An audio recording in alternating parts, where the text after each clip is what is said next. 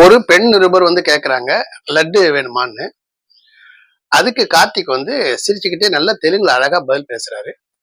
லட்டு குறிச்சு இப்படி మాట్లాడకూడదు, சென்சிட்டிவ் டாபிக், మనకు వద్దది அப்படின்னு சொல்றாரு. இதுல என்ன பிரச்சனை இருக்கு? ஒரு விழால வந்திருக்கும் போது சிரிச்சுட்டு அந்த கோலாகலமா இருக்கிற கும்பலுக்கு நடுவில் சிரிச்சுதான் பேசணும். அதை விட்டுட்டு லட்டு குறிச்சு இப்படி మాట్లాడకూడదు, சென்சிட்டிவ் டாபிக், మనకు వద్దది அப்படி சொல்லணுமா? லட்டு குறிச்சு இப்படி మాట్లాడకూడదు, சென்சிட்டிவ் டாபிக், మనకు వద్దది அப்படின்னு அழுதுகிட்டு சொல்லணுமா? ஏயா ஒரு விஷயத்தை எப்படி சொல்லணுங்கிறது கொண்டு நீங்க வாட்ச் பண்ணுவீங்களா? Mister Pavan Kalyan, you are a deputy chief minister, but it is not a post from heaven, and moreover it is not a permanent one also. You are also an actor. இங்க ஆக்டர் பண்றதெல்லாம் இங்க தமிழ்நாட்டுல வந்து ஒன்னும் எடுப்படாது. இங்க இருக்கிற ஆக்டர்ஸ்லாம் எப்பயுமே காம்படிஷன் சென்சிட்டிவான ஆக்டர்ஸ். எம்ஜிஆர் சிவாஜிக்கு அப்புறம் கமல் ரஜினி விடுங்க, அதுக்கப்புறம் விஜய் அஜித், இவங்க கிட்டலாம் நீங்க நிக்க முடியாது. சிம்பு தனுஷ், சிவகார்த்திகேயன், விஜய் சேதுபதி, சூர்யா, கார்த்திக், ஜெயம் ரவி, இவங்க கிட்ட எல்லாம் நீ கிட்டே நிக்க முடியாது. இங்க தமிழ்நாட்டை வந்து நடிச்சிருந்துன்னு வச்சுங்களேன், எப்பயும் நீங்க காலி ஆயிட்டு இருப்பீங்க. எங்க அரசியல் படம் வாய்ப்பு இல்லாம அரசியல் போறீங்க. உங்களுக்கு என்ன பிரச்சனைனா, இங்க இருக்கிற சூர்யா, கார்த்திக் அங்க நல்ல ஒரு பிசினஸ் வச்சிருக்காங்க, அவங்க வந்து இங்க பிழைக்கிறாங்களே அப்படிங்கிற ஒரு காண்டெல்லாம் சேர்ந்துதான் நீங்க என்ன பண்றீங்க, சின்ன சின்ன விஷயத்தெல்லாம் தப்பு கண்டுபிடிக்கிறீங்க.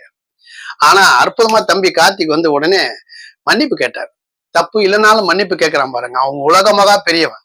ஏன்னா ஒரு வியாபார நிறுவனம், ஒரு வியாபாரி எப்பயும் பிளெக்சிபிளா இருப்பான், அவன் வீராப்பு காட்ட மாட்டான்.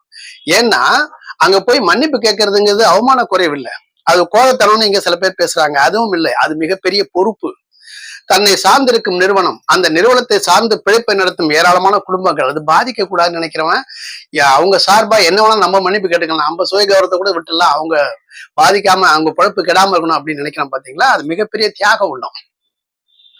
ஆனா கார்த்திக்கு அந்த சூர்யா இவங்களோட மார்க்கெட் உங்ககிட்ட இருக்குத, உங்க ஆட்கள் இங்க இருந்து என்ன கிழிக்க முடியும்? ஏதோ ஒரு படம் பாகுபலி நாங்க பைத்தியகாரத்தனமா பார்த்துட்டோம், அந்த சிவலிங்கத்தை தூக்கிட்டு போறாராம் பிரபாஸ், அது அந்த பீடமே 1 டன் இருக்கும், அதுக்கு மேல சிவலிங்கம், அதை அசால்ட்டா ஒத்தகையில் தூக்கிட்டு போறோம், எலும்பு தூள் துளாக்கி சப்பையாக போயிருப்பான். இதெல்லாம் நாங்க அட்மிட் பண்ணிக்கிட்டோம். அப்படியே மலையிலிருந்து தொங்குவாராம், தொங்கும் போதே ஒரு அம்பு விடுவாராம், அந்த அம்பு போய் தொங்கிக்குமா, ஆயில பிடிச்சிட்டு தொங்குவாராம். அப்புறம் காதலி கூட சேர்ந்துக்கிட்டு 5 அம்பு விடுவாங்களாம். அதெல்லாம் கூட பண்ணி கப்சா விட்டீங்க நாங்க பார்த்தோம். ஆனா இங்க இருக்க டெக்னீஷியன்லாம் அப்படி கிடையாது, ரொம்ப லாஜிக்கா ஒர்க் பண்ணுவோம். இங்க இருக்கிற சங்கர், இங்க இருக்கிற ஏஆர் முருகதாஸ் தான் ரமணா பண்ணி வெற்றி படம் கொடுத்த பிற்பாடு உடனே உங்க சிரஞ்சீவி உங்க அண்ணனுக்கு தாகூர்னு ஒரு படம் கொடுத்தாரு. இங்க மூளை எங்களுது, அங்க சம்பாதிக்கிற பணம் உங்களுது, புரியுதா? அதனால இங்க இருக்க technician, stunt man, cameraman, director, dance masters, இவங்கெல்லாம் வந்து உழைப்பு கொடுத்தா உங்களை தூக்கி தாங்கி பிடிக்கிறாங்களே ஒழிய அங்க வெறும் ஆக்டர்ஸ் தான் இருக்கீங்க, அதுவும் நடிப்பு அதிகம் வராத ஆக்டர்ஸ் இருக்கீங்க. அது போகட்டும், இந்த மாதிரி விஷயங்களை வந்து அவர் மன்னிப்பு கேட்டதுங்கிறது தப்பு கிடையாது, அவர் சிரிச்சுக்கிட்டே பேசுனதும் தப்பு கிடையாது. அதை போய் பெரிய இஷ்யூ ஆக்குறீங்க. லட்டு உண்மையிலே சென்சிட்டிவ் டாபிக் தான். லட்டுல கலப்படம் இருக்குது சொன்னது யாரு? உங்க சீஃப் மினிஸ்டர். நீங்க deputy chief minister, powerful post, போய் கண்டுபிடிங்கயா யாரு கலந்தான்னு, கண்டுபிடிச்சு அவங்களுக்கு தண்டனை கொடுங்க. அது இல்லாம அந்த ஆங்கர் கேட்கிறாங்க, இப்படிலாம் கேட்க கூடாமா ஒரு ஆக்டரை பத்தின்னு, அவங்ககிட்ட பேசுங்க.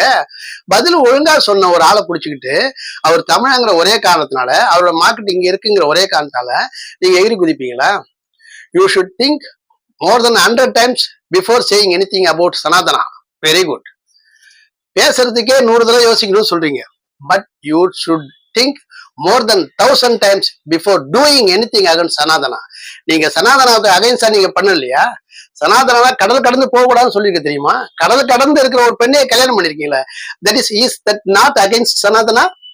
அதனால வார்த்தையை விடும்போது பார்த்து விடுங்க. பக்கத்துல இருக்கிற மாநிலத்தை சேர்ந்தவங்க அதனால நம்மளை போல அவனும் ஒரு ஆக்டர் தானே அப்படிங்கிற விஷயத்த பண்ணணும். அப்படி நீட்டிக்கிட்டு பெரிய வேஷம் போட்டுக்கிட்டு நாங்க பெரிய ஆள் அப்படின்லாம் காட்டிக்காதீங்க. தேர்தல்ல பதவியெல்லாம் போகும் வரும், கீழே விழுன்னு எந்திரிப்போம். நீங்க ரோட்ல விழுந்து பெறலையா? நாயுடு அவர்களை கைது பண்ணும்போது ரோட்ல விழுந்து பெறலையா? அதனால நம்ம விஷயத்த கொஞ்சம் அடக்கி வாசிக்கணும். நீங்க தான் பெரிய ஆளுன்னு பேசாதீங்க. அவர் மன்னிப்பு கேட்டது அற்புதமான விஷயம். உங்களை போல 1000 மடங்கு உயர்ந்துட்டார் கார்த்திக், பொறுப்பான விஷயம்.